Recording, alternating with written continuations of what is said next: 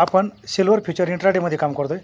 आपल्याला ती position carry forward म्हणजेच ओव्हरनाईट होल्ड करायची. तर ती कधी करायची आणि का करायची हे मी तुम्हाला थोडक्यात सांगतो. या ठिकाणी मी सेलिंगचा ट्रेड टाकलेला आहे. रात्री सेलिंगचा ट्रेड टाकला आहे. आता सकाळचे 9 वाजत आहे. गॅप डाऊन मार्केट ओपन झालं आहे. परंतु हा ट्रेड घेण्यामागचं मुख्य कारण म्हणजे तुम्ही पाहू शकता, हे पहा, मी या ठिकाणी सेल केलं होतं, स्टॉप लॉस लावला होता आणि एकतर माझा स्टॉप लॉस जाईल किंवा टार्गेट होतं. आता टार्गेट आज सकाळी ओपन झाल्याच्यानंतर मी इथंच का घेतलं का तिथं सपोर्ट आहे. काम नेहमी सपोर्ट रजिस्टरनुसार करायचं.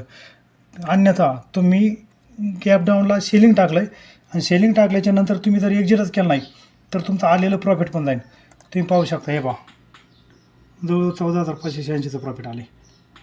कारण की जर या ठिकाणी एक्झिट नाही केलं आणि हा ट्रेड कसा घ्यायचा हे तुम्हाला मी सांगतो. हा ट्रेड तुमच्या लक्षात आला सांग कसा घ्यायचा. लिक्विडिटी ज्यावेळेस ग्राफ झाली, मार्केट पूर्ण 30 ते 40 हजार पॉईंटवर गेलं होतं. तुम्हाला दाखवतो 30 ते 40 हजार पॉईंट कसं वरती गेलं होतं. पूर्ण वन डेची कॅन्डल आहे. वन डेच्या कॅन्डलमध्ये तुम्ही पाहू शकता,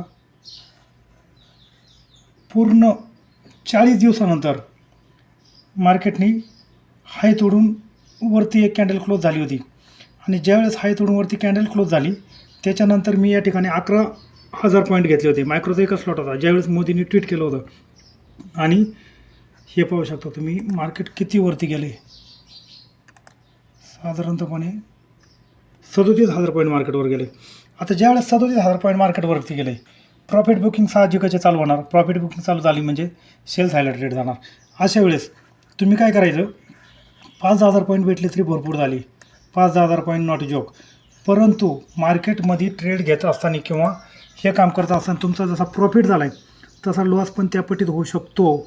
कधी पण तुम्ही पूर्ण ॲनालिसिस करूनच ट्रेड घ्या. तुम्ही जर इंट्राडेमध्ये 5-10 लॉटमध्ये काम करत असाल तर ओव्हरनाईट होल्ड करताना तुम्ही कधी पण 1-2 लॉट करा. आता मी 2 लॉट होल्ड करतो आणि ते पण महिन्यातून 1 ते 2 वेळाच अशी कंडिशन असते का तुम्ही होल्ड करू शकता, अन्यथा होल्ड करायचं नाही. धन्यवाद.